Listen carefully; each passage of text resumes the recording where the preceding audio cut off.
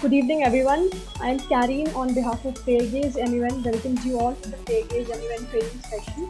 This time, FairGaze is organizing a national level MUN in association with UNIC, that is United Nations Information Center for India and Bhutan.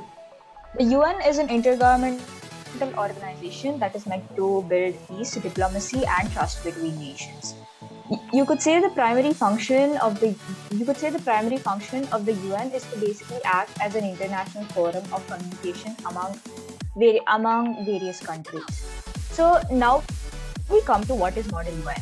Model UN essentially Model UN essentially is a student simulation based by students, made by usually students, so that they could practice a form of debate among students. This is essentially what it entails, and this is who you're going to be representing.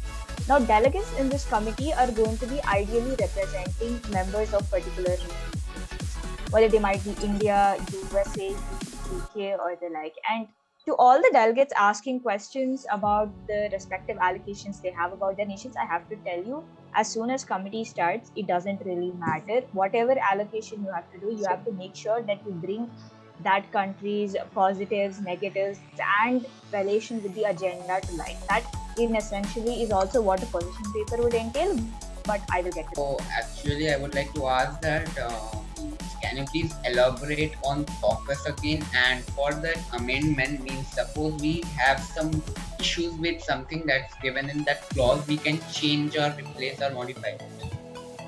Yes, that is exactly right, delegate. Now, yes, that's correct. If that answers the next part of the question, the first part is the type of caucus system. So, like I said, there are two types of caucuses. One is a moderated caucus, and the other is unmoderated caucus. Now, unmoderated caucus is basically some sort of a recess. In this time, the chairs will not be giving you permission to speak or anything. You can directly talk to each other or like make comments over each other or something. But an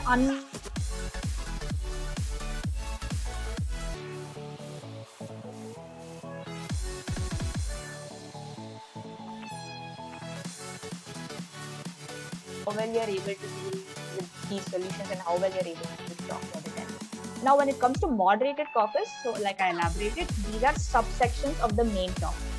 So when I say subsections, it means that I gave an example before also. Like say for instance, maritime pollution, including plastic, you can say, how do we reduce plastic pollution plastic pollution is a possible topic.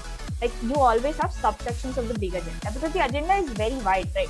So when you have subsections, it means that in this moderated caucus, there are going to be a certain set of speakers who are going to be speaking for a particular time period on that particular agenda only. When you speak about other stuff, it doesn't, the chair is not really going to be appreciative of that. While you can, the chair isn't going to be appreciative of that. You need to speak in relation to the particular moderated caucus topic.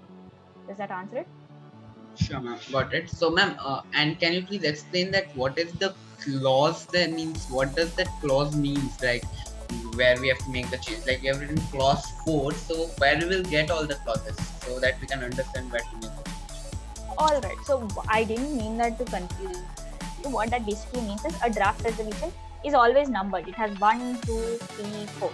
So when you are making additions or amendments to it, before actually quoting the part that you have to change, you need to tell me what clause number that is, whether it's clause 1 or clause 4. Whatever, you can't tell me, like say for instance, a draft resolution has only 5 clauses, and you can't tell me clause 7 because there is no 7 that exists in that particular that particular draft resolution. Once you mention the clause, you also quote the particular section that you want to change or add to, and then you again put under quote whether you want to add or modify.